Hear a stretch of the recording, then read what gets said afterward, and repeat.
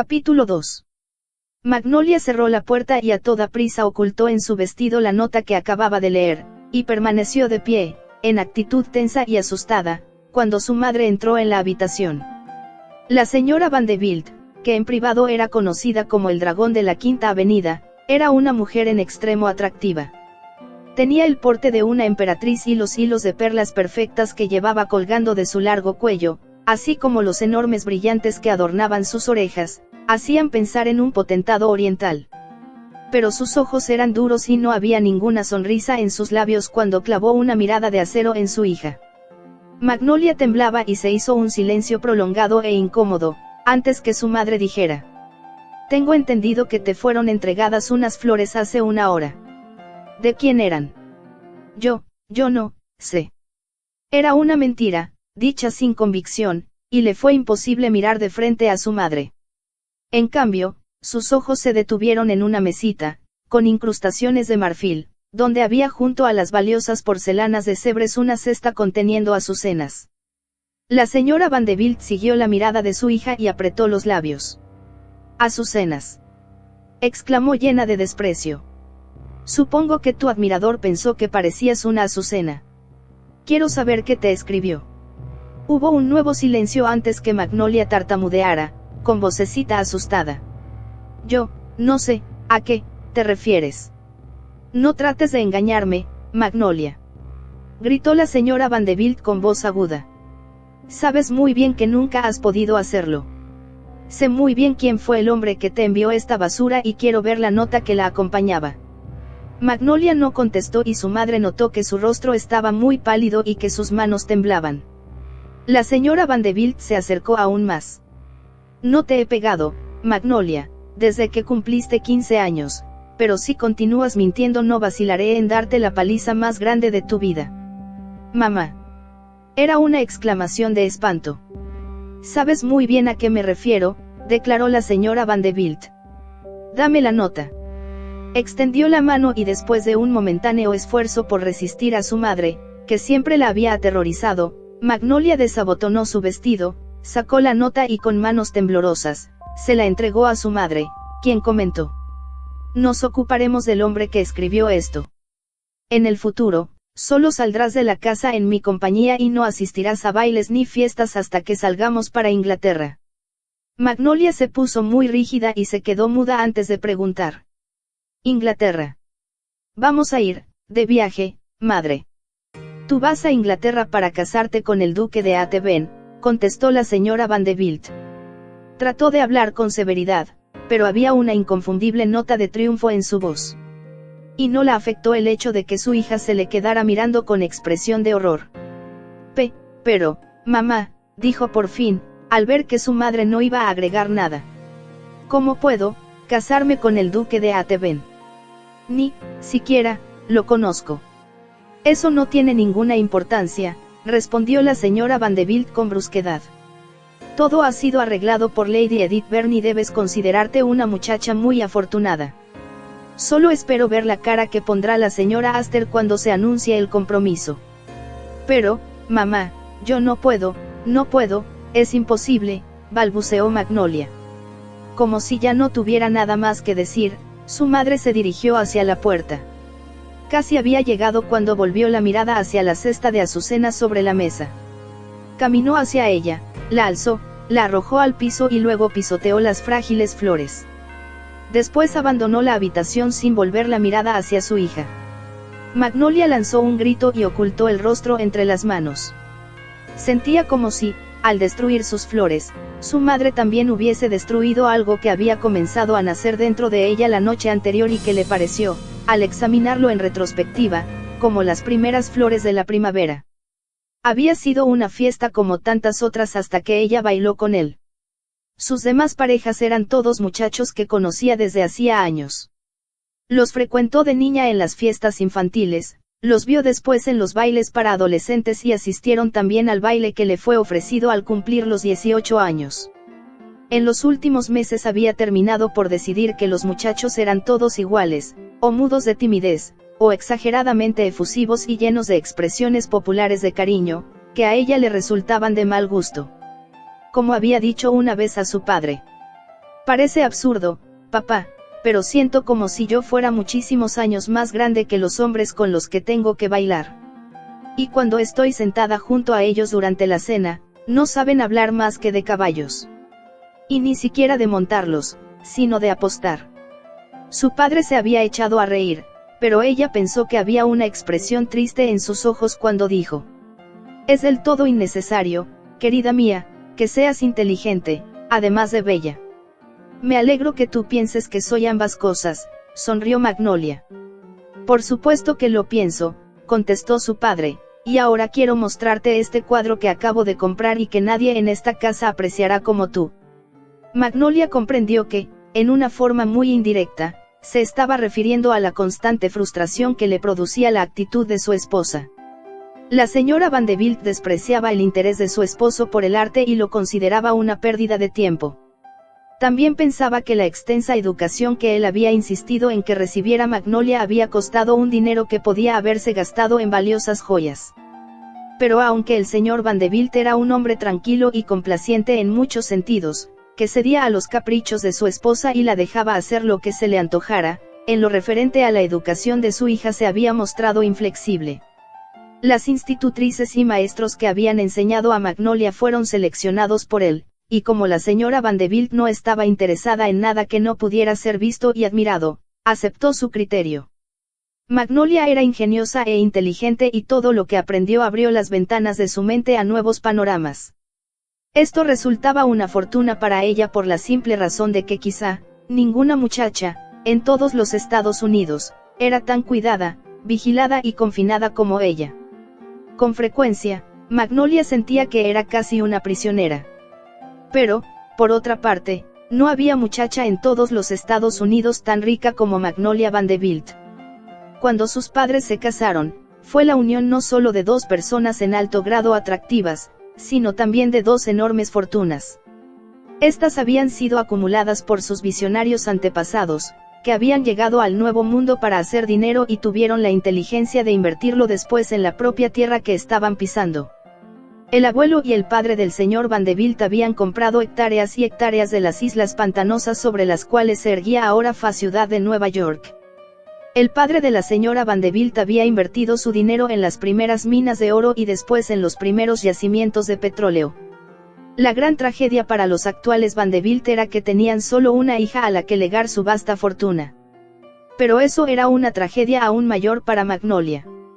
Tan pronto como tuvo edad suficiente para pensar por sí misma, se dio cuenta de que era diferente. No podía salir en su cochecito, o más tarde pasear con su niñera por Central Park, sin que hubiera varios guardaespaldas vigilándola de cerca. Se acostumbró a esto y fue solo cuando comprendió que ningún hombre alcanzaría los niveles necesarios para que lo consideraran digno de ser su esposo, que Magnolia comenzó a tener miedo. Debido a que era romántica, una tendencia que había sido cultivada por su padre, se había imaginado que algún día se enamoraría del príncipe de sus sueños. Fue su padre quien le dio a leer Romeo y Julieta, quien le habló de Dante y Beatriz, quien la hizo llorar con las desventuras de Abelardo y Eloísa. Remontándose aún más, fue él quien, sentado en su cama cuando ella tenía 5 años, le relató las aventuras de la Cenicienta. Al crecer Magnolia, el señor Vanderbilt descubrió, con incontenible deleite, que su hija tenía su misma pasión por la pintura. Él había iniciado su colección cuando muy joven hizo su primera visita a Florencia. Siempre había encontrado muy difícil explicar a alguien que no fuera Magnolia, lo que había sentido cuando se encontró, en la Galería de los Uffizi, contemplando las obras de Botticelli. Sintió que le arrancaban el corazón de emoción y, en realidad, se enamoró por primera vez. Era un amor que tenía más importancia para él en su vida, que cualquiera otra cosa. Tuvo la suerte de que su enorme fortuna le permitió adquirir cuadros no solo de los comerciantes en arte, sino directamente de pintores cuyas obras tenían para él una magia que otros coleccionistas no percibían aún. Colgados en las habitaciones privadas de su enorme casa de la Quinta Avenida había Sislis, Mounets y un Renoir que había comprado por unos cuantos francos, cuando todos los demás reían de aquellos absurdos impresionistas. «Hay algo en ti, queridita mía», había dicho a Magnolia cuando ya era grande, «que me recuerda a los personajes de Sisla. Ella le dirigió una sonrisa encantadora. No me podías haber dicho mejor cumplido, papá, pero creo me estás adulando. No, solo te estoy diciendo la verdad. Tienes una gracia, una fragilidad, unos reflejos de luz que solo Sisla hubiese podido reproducir en el lienzo. Su madre tenía una opinión diferente. Eres demasiado alta, tu cuello es demasiado largo y no puedo imaginarme de dónde sacaste esa absurda cara de bebé que tienes, decía con voz aguda. Hazte masajes en la nariz, a ver si te crece un poco más. Lanzó un gruñido de incomodidad y continuó diciendo. Dios sabe que yo quería una hija con facciones clásicas. Pero con todos esos cuadros que vuelven tonto a tu padre, cualquiera hubiese pensado que ibas a salir así. Su madre estaba pensando en los Rubens, los Rembrandts y los Van Dycks colgados en el enorme salón, en el vestíbulo y en la galería de pinturas. Las amigas de la señora Vanderbilt los miraban con envidia y los periódicos los describían como parte de la colección privada más importante de los Estados Unidos. Magnolia se sentaba tranquila con su padre, cuando le permitían hacerlo, en su pequeño estudio que era la habitación menos suntuosa de la casa. Contemplaba la luz de los árboles de Sisla, un campo de maíz que parecía estremecerse en el viento, orando porque su padre siempre la considerara tan hermosa como los cuadros que tanto significaban para él. Sin embargo, cuando empezó a crecer encontró que le era cada vez más difícil que la dejaran estar sola y en paz con su padre. Ahora su madre se estaba concentrando en ella como si fuera uno de esos proyectos, sociales o caritativos, por los que era mencionada con alabanzas casi todos los días en la prensa. Pasaba horas enteras probándose vestidos, hasta el punto de que llegaba a quejarse con su padre. Quisiera poder andar desnuda, o tener una simple túnica como las que usaban los griegos. Su padre le había sonreído y ella comprendió que él se daba perfecta cuenta de lo aburrido que debía ser aquello para Magnolia. Traté de leer mientras me los probaban, continuó diciendo Magnolia, pero mamá me quitó el libro y me dijo que ningún hombre amaría a una mujer cuya cabeza estaba llena de cosas aburridas. Su padre suspiró, pero no dijo nada. Después de un momento, Magnolia le preguntó. ¿Por qué te casaste con mamá? Siempre habían hablado entre ellos con mucha franqueza, desde que era niña, y ella le hacía preguntas que no se hubiera atrevido a hacer a nadie más. Su padre no respondió en el acto, pero Magnolia comprendió que no lo hacía porque le turbara la pregunta, sino porque estaba mirando hacia el pasado, tratando de contestarle con apego a la verdad. Nuestros padres arreglaron nuestra boda porque consideraron que la unión entre dos fortunas tan grandes como las nuestras sería una cosa muy conveniente, explicó, por fin, el señor Vanderbilt. Y, en realidad, tu madre era muy hermosa. Sonrió con un poco de tristeza antes de continuar. Sabía muy poco sobre mujeres en ese entonces, puesto que me había concentrado casi de manera exclusiva en los cuadros. Pero me pareció que se igualaba a una de las medones pintadas por los antiguos maestros italianos. Magnolia no dijo nada más. Ambos se percataban de que la señora Vanderbilt, después de luchar 19 años, palmo a palmo, para alcanzar el pináculo de la fama social, no parecía de ninguna manera una Madonna. Más bien una medusa, con brillantes en lugar de serpientes en la cabeza. Lo que resultó evidente después de su matrimonio fue que la señora Vanderbilt tenía una voluntad de hierro y la decisión de salirse siempre con la suya, sin importar qué tipo de oposición encontrara. Ejercía una autoridad inflexible sobre quienes trabajaban para ella. Su marido, que detestaba verse involucrado en discusiones de cualquier tipo, prefirió retirarse a un segundo plano y permanecer allí. Le bastaba con poder disfrutar de sus cuadros y de los pocos amigos que compartían su interés por el arte. Le fue imposible, por lo tanto, interferir en la educación inicial de Magnolia, aunque pensaba que su esposa la manejaba con demasiada rigidez. Tengo que ser padre y madre de mi hija, confiaba la señora Vanderbilt a sus amigas más íntimas. Mi marido no tiene el menor interés en ella. No era verdad, pero el señor Vanderbilt lo había aceptado ya que hubiese sido inútil tratar de imponer su autoridad, puesto que con ello solo empeoraría las cosas. Por lo tanto, era su esposa la que castigaba a Magnolia cuando era grosera. Y como la señora Vanderbilt cuando niña, había sido azotada por su propio padre, Magnolia recibía el mismo tratamiento.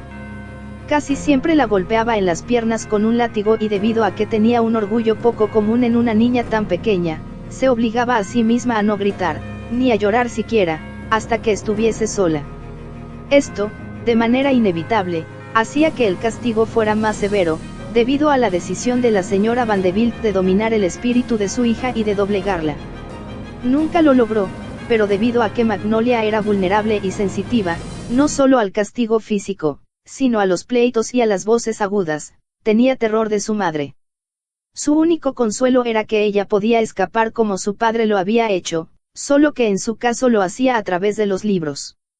Leía y fue golpeada innumerables veces por leer cuando debía estar dormida, sin que eso la detuviera. Se forjó un mundo de sueños donde las cosas eran muy diferentes de la realidad de su propio hogar. Como era muy femenina, su mundo contenía, invariablemente, un caballero de brillante armadura, un príncipe azul, que la protegía, luchaba por ella y a quien, en resumidas cuentas, ella le entregaba el corazón. La noche anterior, en el baile, pensó que lo había encontrado. El hombre que se había acercado a ella para invitarla a bailar era inglés. Era sobrino de una de las más importantes anfitrionas de Nueva York, porque su hermana se había casado con un lord inglés. Su hijo, según decían los periódicos, había llegado a los Estados Unidos durante un viaje alrededor del mundo. Alto y rubio, de ojos azules, cuando Magnolia lo descubrió le pareció salido de uno de los cuentos de hadas que su padre le relataba cuando era pequeña. Bailaron juntos y él le dijo: «Es usted muy hermosa y diferente de cualquiera otra muchacha que haya conocido. En realidad, me recuerda usted a una azucena». «Gracias», sonrió Magnolia, «pero la verdad es que me llamo Magnolia». «Es un nombre que también le sienta a la perfección», contestó él. «Pero ¿cómo fue que le pusieron un nombre tan poco común?». Magnolia empezó a reír. «Según dicen, cuando nací la enfermera le comentó a mi padre, es una nena muy graciosa, pero tiene la piel de una magnolia». Su compañero de baile se echó a reír. «Estoy seguro de que su cutis no ha cambiado con los años», dijo, «y me encantaría tocarlo». Magnolia lo miró sorprendida, pensando que era un gran atrevimiento. Por supuesto que ninguno de los tímidos muchachitos norteamericanos con los que solía bailar se hubiese atrevido a hacer un comentario semejante. Cuando sus ojos se cruzaron con los ojos azules de él, Magnolia experimentó una extraña sensación de excitación, aunque al mismo tiempo la dominó la timidez. «Tengo que volverla a ver», dijo él. «¿Cómo podremos hacerlo?». Magnolia movió la cabeza de un lado a otro. «Es imposible, a menos que venga con su tía a visitar a mamá». «Usted sabe que no me refería a eso. Quiero verla a solas». «Nunca me permiten ver una persona a solas». «Ya se me ocurrirá algo», insistió él. «Déjelo en mis manos». Ella sintió que sus dedos oprimían los suyos y con el otro brazo pareció acercarla más a él. Entonces terminó el baile y él la llevó de regreso con su madre. No hubo oportunidad de volver a bailar con él, porque su carnet estaba lleno, pero sus ojos se volvieron a encontrar a través del salón y ella comprendió que deseaba verlo de nuevo, aunque sintió, también, con desolación, que eso no sucedería jamás. Ahora comprendió con una especie de horror enfermizo lo que su madre había estado planeando de manera tan ardua esas últimas semanas. Tuvo la impresión de que algo extraño estaba sucediendo, cuando Lady Edith Byrne visitaba casi constantemente la casa y su madre se encerraba a conversar con ella bajo llave, de modo que Magnolia dispuso, para su sorpresa, de tiempo libre para estar con su padre.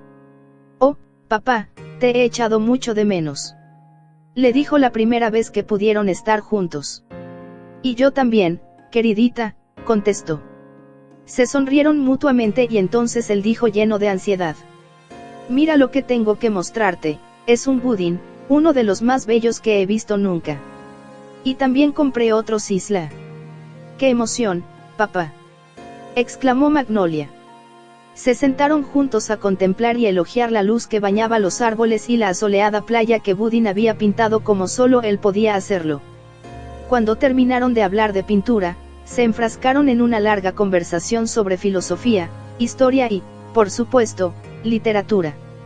«Tengo una nueva novela francesa para que la leas», le dijo su padre, «pero no dejes que tu madre la vea». «No, por supuesto.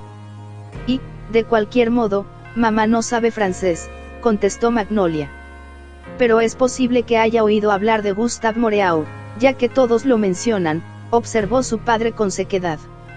Lo esconderé, como siempre. Y ahora, papá, tengo algunas preguntas muy importantes que hacerte sobre el budismo, siento que solo tú me puedes contestar. Hablaron felices, hasta que Lady Edith se fue, pero volvió al día siguiente y al otro. Magnolia pensó ahora que debía haber comprendido que algo muy importante estaba preparándose. El duque de Ateben. ¿Quién era? Apartó las manos de su rostro para contemplar las azucenas pisoteadas que su madre había dejado esparcidas sobre la alfombra. Le parecía un símbolo de sus propios sentimientos y de su vida futura. Entonces, sintiéndose más asustada que nunca, comprendió que debía buscar a su padre. Bajó corriendo la escalera en dirección de su estudio y, para su alivio, lo encontró, como esperaba, examinando algunos cuadros que uno de los vendedores de arte, que nunca perdían la oportunidad de interesar a un cliente tan rico como aquel, habían dejado para su inspección. En el primer momento no notó que ella estaba ahí, pero, al volverse para ver quién venía a perturbarlo, Magnolia le echó los brazos al cuello y escondió el rostro en su hombro. Sintió cómo temblaba su hija y luego de un momento, dijo con voz tranquila. Me imagino que tu madre te lo ha dicho ya. No puedo hacerlo, papá. No me puedo casar con alguien a quien nunca he visto y a quien no amo. Era el grito angustiado de una niña y mientras la oprimía contra su pecho, el señor Vanderbilt agregó. Temí que eso te alteraría, nenita. Tú tienes que salvarme, papá. Tú sabes que mamá no me hará caso si digo que no me casaré con él. Su padre le besó en la frente. Ven y siéntate, queridita, dijo. Quiero hablar contigo. Se sintió sorprendida por el tono de su voz. Esperaba que, debido a que siempre habían estado tan unidos y a que él la comprendía como nadie lo había hecho nunca, le prometería hablar con su madre. Pero en lugar de eso la condujo a un sofá y se sentaron juntos. Tienes que salvarme, papá, insistió Magnolia. Yo sé que tú nunca te opones a mamá, que siempre le dejas hacer lo que quiere, pero tú comprendes, como ella no comprenderá, nunca, que no estoy interesada en ser duquesa, sino en casarme con un hombre que ame. Pensó en el inglés de ojos azules que había bailado con ella la noche anterior y añadió en voz muy baja. Pensé, anoche en el baile que había conocido a alguien a quien podría amar, si me permitieran verlo. Su padre suspiró, pero no dijo nada y Magnolia continuó. ¿Qué puedo hacer, papá? Si tú no me ayudas, mamá, me obligará a hacer algo que yo sé que es horrible y degradante. Y, de cualquier modo, ¿por qué iba el duque a querer casarse conmigo, si nunca me ha visto? Mientras formulaba esa pregunta, comprendió que ya conocía la respuesta. Hasta entonces el tema no le había interesado de manera particular, pero la conversación de sus amigas, en los almuerzos y cenas a los que le habían permitido asistir desde que se convirtió oficialmente en persona mayor, giraba siempre en torno a los chismes sociales de quienes harían mejores matrimonios, refiriéndose siempre a las hijas de las mujeres más notables de la sociedad neoyorquina.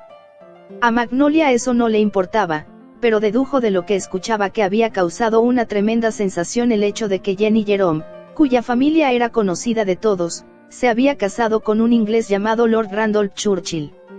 Y provocó aún más interés el que Consuelo Lenaga, que vivía en la Quinta Avenida, se convirtiera en la duquesa de Manchester. Magnolia habría sido muy tonta, y no lo era, si no se hubiera dado cuenta de que las madres con hijas de su edad estaban haciendo maniobras para hacer que hombres importantes, de preferencia con títulos de nobleza, asistieran a sus fiestas. Una anfitriona estaba ofreciendo un baile a un príncipe italiano que acababa de llegar al país. Otra había invitado, y exhibió su nombre como si fuera un as de triunfo, a un conde inglés. Otras damas, que a Magnolia se le antojaron, verdes de envidia, no pudieron ofrecer mejores cartas que un dudoso conde o un magnate petrolero tejano. Ella no había prestado mucha atención a todo eso, pero ahora todo volvió a su mente con aire amenazador. Comprendió que si su madre pudiese sacar un duque, como un mago saca un conejo de su chistera, sería sin duda la ganadora en aquella competencia. No lo haré, papá, exclamó ahora con determinación. Me fugaré, o más bien, tú me llevarás lejos. Podemos escondernos para que mamá no pueda encontrarnos. Unió las manos al hablar, pero se puso muy rígida cuando él contestó con voz grave. Tú sabes que eso sería imposible, queridita, y tú tienes que casarte algún día. Sí, por supuesto, reconoció Magnolia, pero quiero casarme con un hombre que yo elija, y alguien que yo ame, como en todas las historias que me contabas cuando era niña. Había una expresión muy triste en los ojos de su padre cuando dijo: eso es algo que a mí me gustaría también. Pero, Magnolia, tú eres lo bastante inteligente para poder enfrentarte a la realidad.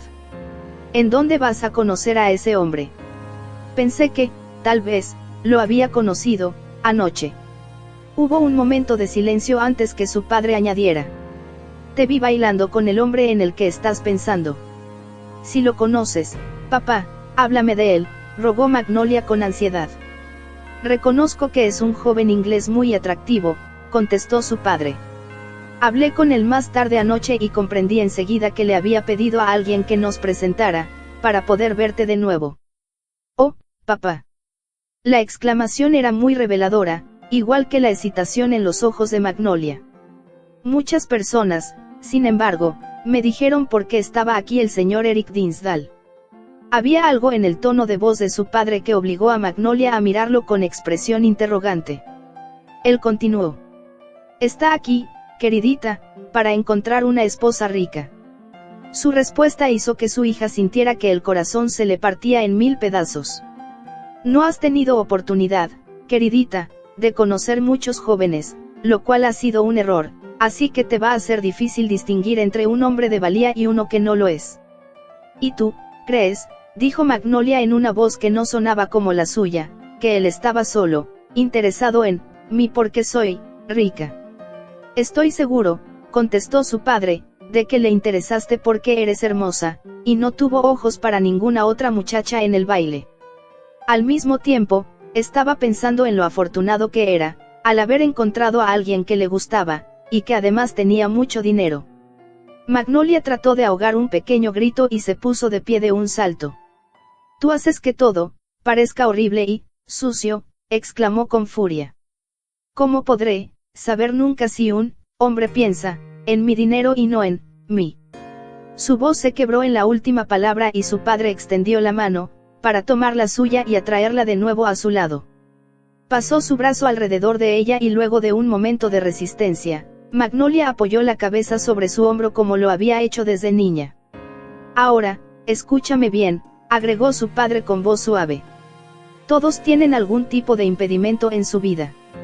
Comprendió que Magnolia lo estaba escuchando con atención, cuando preguntó: ¿has pensado alguna vez lo que habría sido nacer paralítica o ciega? ¿O haber heredado alguna enfermedad incurable? Magnolia emitió un leve murmullo, pero no lo interrumpió. El dinero puede ser una bendición y una comodidad. Puede ser también un impedimento. Por lo tanto, tienes que acomodarte a vivir con él, como el ciego tiene que entrenar sus sentidos para compensar la falta de vista, o el sordo tiene que aprender a leer los labios. Entiendo lo que estás diciendo, papá. Sin embargo, debe haber un hombre, en alguna parte del mundo, que pueda amarme, por mí misma, ¿no crees? Su padre sonrió. Habrá muchos hombres que te amen, Magnolia, y sin duda alguna, tarde o temprano, tú misma te enamorarás. Pero en el mundo en que vives, para que una muchacha esté libre de restricciones que la aprisionan de la cuna a la tumba, tiene que casarse. Pero solo, cambia la potestad de los padres, por la de su marido, contestó Magnolia. Aún mientras hablaba, pensó que su madre era, sin duda alguna, una mujer muy libre sobre la cual nadie ejercía ninguna autoridad y que sus amigos, hombres o mujeres, eran elegidos por ella, sin ninguna interferencia de su marido. Entonces cruzó por la mente de Magnolia el pensamiento de que las damas que asistían a las fiestas que daba su madre hablaban también de los idilios extramatrimoniales que eran la comidilla de todo Nueva York. Aunque escogían sus palabras con todo cuidado cuando hablaban frente a las jóvenes, ella era lo bastante inteligente como para percibir la segunda intención oculta. Se había dado cuenta de que tanto el hombre como la mujer en cuestión estaban casados cada uno por su lado y hasta ese momento no había comprendido que su relación era clandestina. Se hablaba mucho, también, de que el príncipe de Gales, en Inglaterra, estaba enamorado de Lily Langtry. Ella era una actriz que había causado sensación en los Estados Unidos, pero, de alguna manera incomprensible, era también una dama de noble cuna, aceptada por numerosas anfitrionas en Nueva York, aunque su madre no estaba entre ellas. En voz alta preguntó: ¿estás sugiriendo, en serio, papá, que yo me case con este duque, como quiere mamá, sin conocerlo, ya no digamos amarlo? Creo que está mal que no quiera venir a Nueva York a conocerte, contestó su padre. Si dependiese de mí, Magnolia, te aseguro que impediría que tu madre te llevara a Inglaterra y tu boda tendría que celebrarse aquí, como es debido. ¿Vas a dejar que mamá me haga esto? ¿Cómo es posible, papá? No creo que nada de lo que yo pudiera decir tuviera influencia, contestó su padre con franqueza. Y en cierta forma, querida mía, creo que es tu solución y es una solución que tendrás que aceptar. Magnolia alzó la cabeza de su hombro. No sé de qué estás hablando, papá. No te entiendo. Entonces déjame explicártelo, repuso su padre, tomando su mano en la suya. Tú sabes, sin que necesite decírtelo, que eres una de las herederas más ricas de los Estados Unidos. No solo mi fortuna, sino la de tu madre también, serán tuyas cuando muramos. Además, tu abuela te dejó una considerable suma de dinero que se ha multiplicado y tomado proporciones astronómicas, mientras tú crecías. Sí, lo sé, reconoció Magnolia. Esto significa que eres el blanco de cuanto cazafortunas hay en América, Europa y, hasta donde yo sé, la remota Mongolia. Magnolia no pudo evitar que sus labios se curvaran en una leve sonrisa, pero no interrumpió y su padre continuó diciendo: en estas circunstancias, es muy improbable que un hombre decente, con un poco de dignidad, quiera casarse contigo. Magnolia pareció asombrada, pero él prosiguió: esa es la verdad y es una verdad que tienes que aceptar. A la mayor parte de los hombres les disgusta que su esposa tenga más dinero que ellos. Los ingleses, en forma particular, echarían a correr antes de ser acusados de cazafortunas. ¿Quieres decir, preguntó Magnolia en voz muy baja, que ningún hombre que tú llamarías decente me pediría nunca que me casara con él? Digamos que la posibilidad es tan remota que no vale la pena tomarla en cuenta. Por lo tanto, tienes que enfrentarte a la alternativa. ¿Y cuál es? Si vas a venderte, y a eso se reduce todo, más vale que apuntes alto y aceptes la proposición de tu madre. ¿Un duque?, exclamó Magnolia llena de desprecio. En realidad, contestó su padre, yo sé que estaba pensando en conseguir un príncipe para ti, si quedara alguno disponible en Europa, pero un duque inglés es casi el equivalente. Los reyes, según descubrió, insisten todavía en mezclar su sangre solo con la realeza. Su padre habló de una manera tan graciosa que, casi a su pesar, Magnolia no pudo evitar reír. Estás haciendo un chiste de todo esto, papá, le reprochó con suavidad, pero para mí, no tiene ninguna gracia. Lo sé, queridita mía, y como comprendí que esto era lo que tu madre estaba planeando, tan pronto como Lady Edith Byrne volvió a Nueva York, me ocupé de hacer algunas averiguaciones sobre el duque de Atebén. ¿Y qué supiste, papá? Que él no esperaba heredar el título, porque tenía un hermano mayor. Que hizo una distinguida carrera en el ejército y se sostenía él mismo con toda dignidad, hasta que se convirtió, por azares del destino, en el duque de Atebén y heredó con el título una montaña de deudas. ¿Qué puede pagar con mi dinero?, observó Magnolia con voz aguda. No creo que, de otra manera, el duque se rebajaría a casarse con una norteamericana. ¿Rebajarse? ¿Qué quieres decir con eso? Quiero decir que los aristócratas ingleses, que se dan aires de grandeza, consideran que nos están haciendo un favor si reparamos sus ruinosas casas ancestrales y modernizamos sus anticuadas granjas a cambio de que nuestras hijas puedan andar con una apolillada corona encima de la cabeza. Ahora Magnolia se echó a reír con mayor naturalidad y su risa resultó un sonido muy grato. Enseguida la sonrisa volvió a desaparecer de sus labios para añadir: pero el duque sería mi esposo. No sería posible darle ese dinero que necesita para hacer todas esas cosas, y quedarme contigo. No sería una solución práctica, queridita. Tu madre está decidida a poder jactarse diciendo: mi hija es una duquesa. Lo que me estás diciendo, papá, es que si no es el duque, será cualquier otro, ¿no es cierto? Exacto. Sin embargo, a mí me parece un poco mejor que los otros candidatos que ha estado contemplando tu madre desde que abandonaste la escuela. Solo puedo decir que, tratándose de un hombre que no conozco y que no ha tenido la decencia de cruzar el Atlántico para conocer a su futura esposa, podría ser peor. Oh, papá. De nuevo era el grito de una niña que siente que le están quitando su último baluarte de seguridad. Por primera vez desde que había entrado en el estudio, los ojos de Magnolia se llenaron de lágrimas. Miró a su padre y dijo con voz entrecortada: yo pensé que tú me salvarías, que te opondrías a mamá, que pensarías en alguna forma maravillosa que yo pudiera seguir contigo. No quiero casarme con ningún horrible, infame cazafortunas al que no le importa si soy negra, blanca o amarilla, o si tengo el labio leporino, o un cuerpo deforme, con tal de que sea rica. Eso no es verdad, contestó su padre. Lady Edith debe haberle dicho, sin duda, lo hermosa que eres. Entonces, al ver las lágrimas corriendo por el rostro de su hija, el señor Vanderbilt la atrajo contra su pecho y murmuró con una voz ronca que ella casi no pudo reconocer: no llores, queridita. Si tú no puedes soportar esto, yo tampoco podré hacerlo. Puedes imaginarte cómo será mi vida sin ti y cuánto voy a echarte de menos. Debido al dolor que había en la voz de su padre, Magnolia rompió a llorar y sollozó, apoyada contra él, como lo había hecho cuando era niña. Es tan difícil esto, para mí, papá. Cuando él comprendió lo alterada que estaba, se impuso a sí mismo decir en un tono diferente de voz: ahora puedo cruzar el Atlántico en 9 días y te prometo que, si tu marido me lo permite, iré a verte una docena de veces al año. Y creo, de todas maneras, que el duque tiene algunos cuadros muy buenos. Magnolia sintió que el llanto la ahogaba al decir: si los tuviera, los hubiese vendido. Tal vez no tenga derecho a hacerlo, contestó el señor Vanderbilt. De todos modos, con cuadros o sin ellos, te prometo, mi amor, ser un visitante frecuente de Inglaterra, porque no soporto la idea de perderte. Magnolia levantó la cabeza. Se le veía muy hermosa, a pesar de que sus largas pestañas oscuras estaban húmedas y las lágrimas continuaban corriendo por sus mejillas.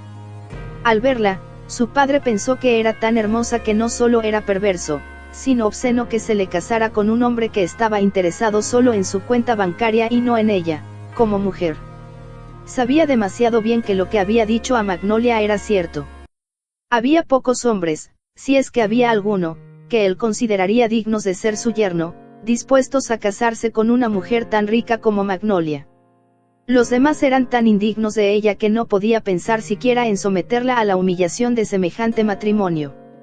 Había un joven príncipe italiano cuyas escapadas desde que se casara con una heredera norteamericana habían sido el comentario de todo Nueva York y el señor Vanderbilt se alegró de que Magnolia no hubiera oído hablar de él. Se calculaba que, en 7 años, el príncipe había gastado más de $5 millones del dinero de su esposa. Lo había dilapidado en mesas de juego, en mujeres de toda clase social y de toda nacionalidad, en yates, casas, fuegos artificiales, bailarinas, músicos y bebida suficiente para colmar un océano. En América y en Europa, las extravagancias del príncipe lo habían convertido en una celebridad, mientras que su esposa, de la que provenía todo el dinero, languidecía convertida en un fantasma insignificante, que pocos reconocían y la mayor parte había olvidado. Eso no le sucederá a Magnolia, se prometió el señor Vanderbilt. Al mismo tiempo, cuando escuchaba otras historias similares, lo invadía un verdadero pánico. Cuando su esposa decidía algo o ponía interés profundo en algo, se convertía en el punto focal de su vida, se concentraba en perseguir lo que quería y nada ni nadie le impediría obtenerlo.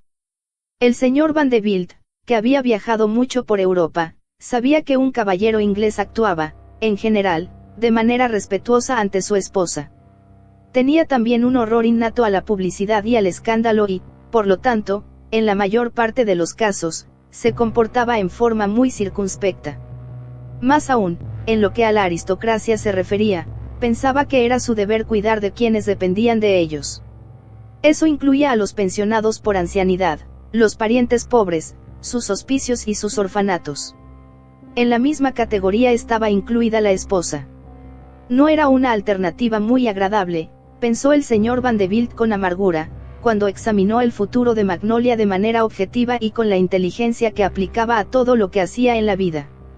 En general, sin embargo, estaba a favor de los ingleses y a su hija, a quien amaba y consideraba demasiado inteligente y sensitiva para casarse con uno de los hijos de las damas de sociedad neoyorquina. Podía sucederle algo peor que casarse con un inglés.